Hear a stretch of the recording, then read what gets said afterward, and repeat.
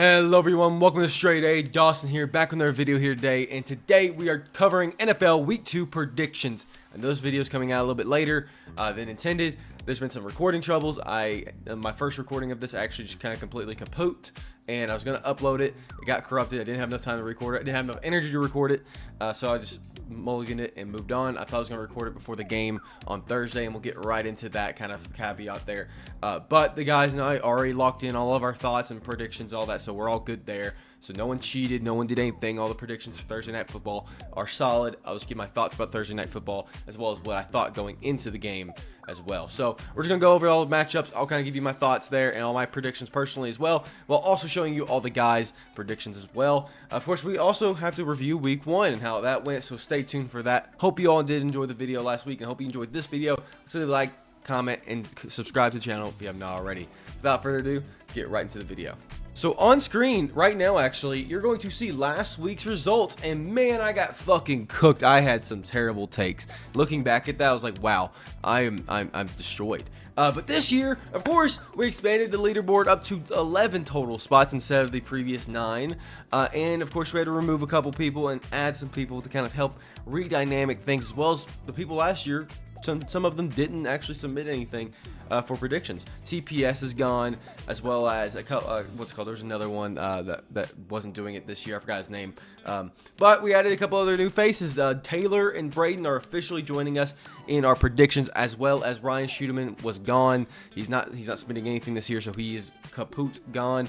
But we also added a couple more YouTubers. Wi-Fi Willie, like his content, like his channel. Depressed Ginger, think has some funny and good content there too. Tyler Scott, of course, seen from TikTok, the big Dolphins fan, is joining us here as well. And of course, all the returners, pretty much Tom Grossi, Wyatt's World, the betting line, all that good stuff. So we have 11 total people, and we're going to be competing throughout the week, or throughout the whole season, to see who can do the best. Of course, there's the 5 main guys here, as well as 5 YouTubers, and then the betting line. So really, really fun stuff. But starting off, 14-2 from Wyatt's World. Excellent fucking start. I think that was the best start between the 2 seasons so far. So good on you, Wyatt, because you know some ball, and I love your content. Betting line 13-3, starting off the season strong. I know they were actually started off pretty bad last year, but this year they are cooking up some heat a little bit. So we'll see how it goes. Taylor, of the guys, is leading the pack at 12-4. Depressed Ginger at a respectable 11-5. Then we have a 3-way tie in 6-4. You know, I put 5th there. This is a 3-way tie for 5th, I believe.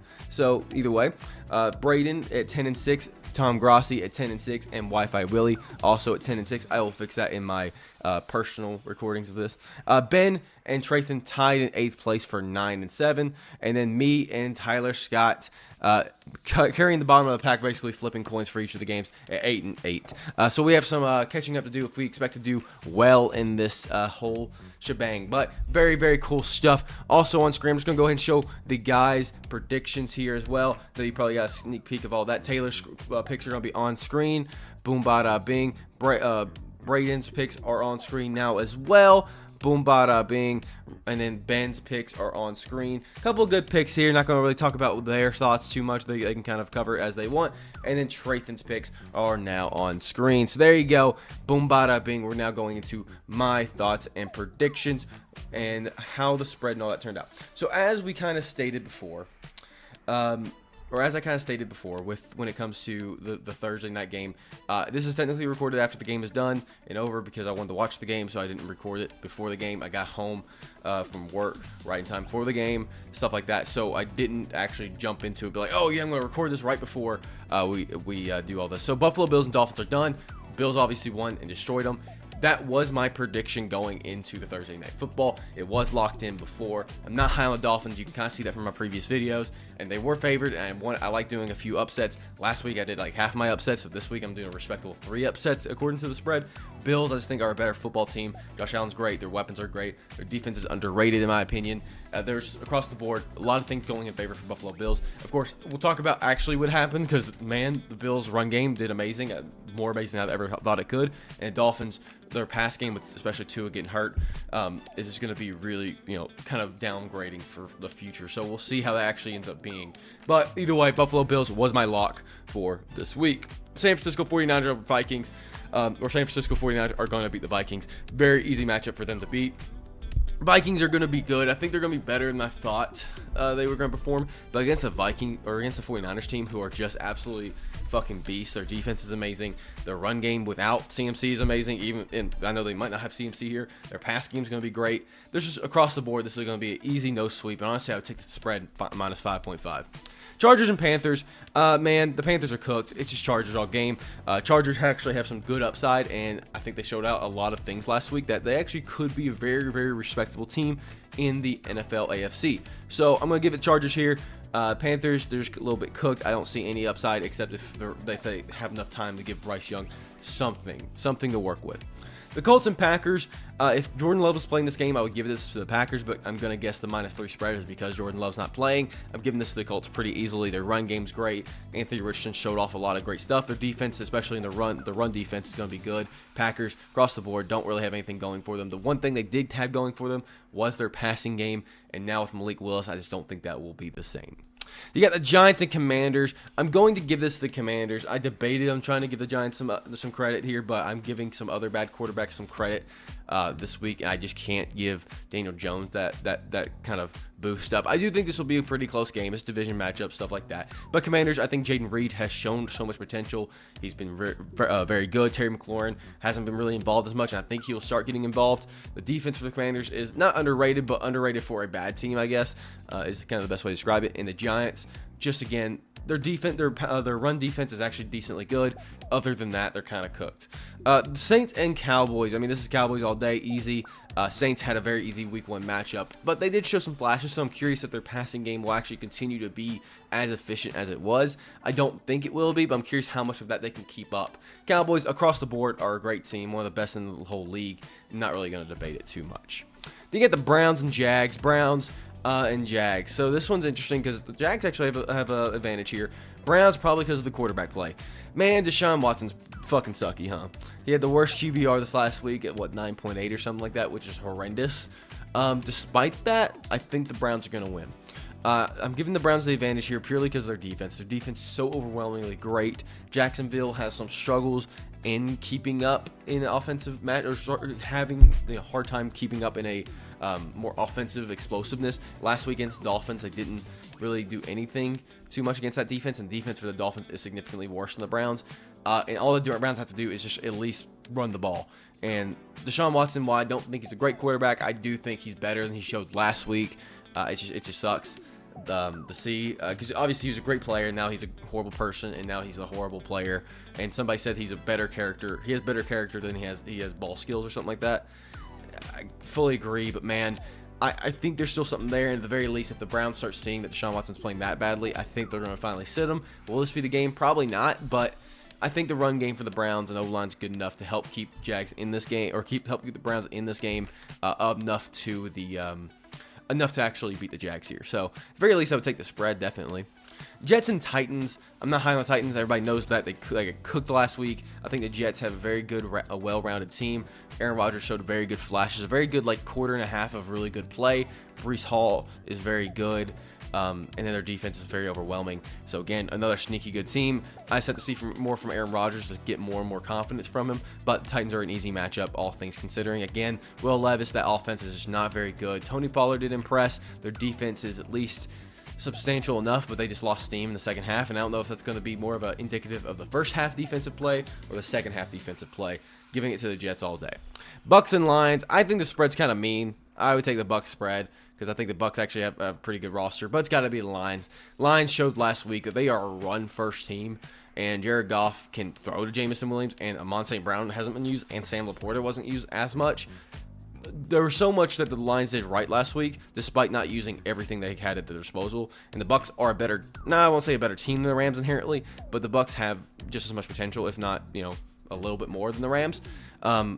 I got to get to the Lions with Jahmyr Gibbs and David Montgomery. They're going to run over this defensive line, and then at the very worst, Jamison Williams or Amon St. Brown are going to put up some points. So giving this to the Lions, but I would take the spread against the Bucks, or for the Bucks. Raiders Ravens, again, pretty mean spread, but pretty reasonable. Ravens are hands down taking this. They're looking for a revenge game. Not going to talk much about it. Las Vegas Raiders and Brock Bowers. I think this is actually really nice, and I think Devontae Adams going to get a little bit more love as the season goes on. But this defense is just cooked outside of Max Crosby. The Ravens across the board have better players. There's just not too much, and it's at home for the Ravens, so it's pretty damn easy. Seahawks and Patriots. I'm taking the Seahawks here. Again, Patriots had a pretty good first week against a really good team. Unfortunately, I don't think it'll last too long. Seahawks, I probably underrated this year, but I think they're going to be a solid 9-8 team, and they have an easy matchup here against the Patriots at the Patriots home field advantage. But again, I think Geno showed that he's still maybe somewhere in the middle of last season and the season before. So I'm going to give the Seahawks the advantage here. Rams and Cardinals. So of course with Puka out, that's kind of unknown about the passing game outside of Cooper Kupp, or the receiving game, I should say. And I'm going to give this to the Rams, though. For one, I need another upset, and I'll take this one as a +1, basically. Cardinals are very good, and I think this will be a very competitive and nice matchup. I can't see the Rams going 0-2, though, not with the explosiveness they have. I think Kyron Williams was really prevented last week on the Lions. And the defense for the Rams, while I don't think it's amazing, I think it's at least as good as the Cardinals. So I think defensively, you can say it's pretty even. But the Rams, I think, even without Puka, are going to have a great offense, especially offensive strategy. So we'll go Rams here. I mean, think about it last year. Puka didn't have Cooper Kupp for the first few weeks. So now it's just Cooper Kupp not having Puka for the first few weeks. And now I think they'll just be fine. So I think the Rams will still pick up the win here. Bengals and Chiefs, I'm just going to stick to the curse of like, okay, I'm not going to trust the Bengals now for the first 2 or 3 weeks until I start seeing a game go well. Week 3, I'll start gaining a little bit more trust. Week 4, hopefully we'll just say, all right, maybe you're good now. I'm giving this to the Chiefs all day. Chiefs, for one, showed that they are just fucking great last week. They showed they actually might go 17-0, to be honest with you. That thought occurred to me. I was like, oh gosh, please don't go 17-0. I just cannot mentally stand that. The Bengals, very good team. But they did not show it out last week. In the first couple weeks for the Bengals are always rough. It's in Arrowhead. I just don't know what to say. I'm going to go Chiefs here. Other than that, Pittsburgh Steelers and Broncos. The Broncos showed last week that they just aren't that great. We'll see if that improves as the season goes on, but right now they're kind of cooked, in my opinion. Pittsburgh Steelers, their run game's good. I think Justin Fields did fine enough. He was safe against the Broncos defense. I think they should kind of thrive in it, even if it's a bunch of field goals. I think the Steelers will still pick up the win. Chicago Bears versus Texans. I'm giving the Texans again across the board. Great roster. The Bears, Caleb Williams not very good. Let's let that be known. Did not perform very well. It's his first week, whatever. We'll give the same treatment to Bryce Young. I'm going to give the same treatment to Caleb Williams. He gets a whole season to get used to things, especially with 2 of his weapons gone. The run game's not the best. Their defense is not as good as it showed last year, but it still has the potential to be there. While the Texans across the board have just showed that they are just a monster team across the board. Defense, in their offensive line, their run game, their passing game. C.J. Stroud did not look like he lost a step. I'm giving this to the Texans, and I would easily take the spread for the Texans, by the way. Falcons-Eagles is the final matchup for Monday Night Football. I'm giving this to the Eagles. The Eagles showed that their run game is going to be competitive, but more so than anything, I would consider the Falcons more if Kirk Cousins didn't look as bad as he did. For the first 4 or 5 weeks, I think somebody said it best, that his Achilles is going to hurt him for a little bit. If he's not moving in that pocket, I don't know how much I can really trust him to lead a football team to a victory against especially a team like the Eagles, who proved me wrong. I thought they would be a little bit more cooked this year. Maybe that will happen as time goes on. But I'm giving this to the Eagles. Saquon Barkley, Jalen Hurts, A.J. Brown, Devonta Smith alone could probably beat the Atlanta Falcons in a shoot-off, but the defense for the Eagles is also so overwhelming, and I just don't know if Kirk Cousins will have enough time in the pocket. So, giving this to the Eagles, boom, bada, bing. And, of course, on screen, we can showcase my picks. So, boom, bada, bing. Actually, I just realized I'm not on display capture, and I gotta get rid of my face. Boom. That is my recap of all my picks. Yeah, this week was a little bit weirder because I couldn't use the... this week was a little bit weird. I tried something new and it just didn't work out as well. So, but we're keeping it just because I want this to be known as history of what I tried. Hope you guys did enjoy the video. Leave a like down below. Subscribe to the channel if you haven't already. And I'll see y'all in the next one. Power Rankings coming out tomorrow.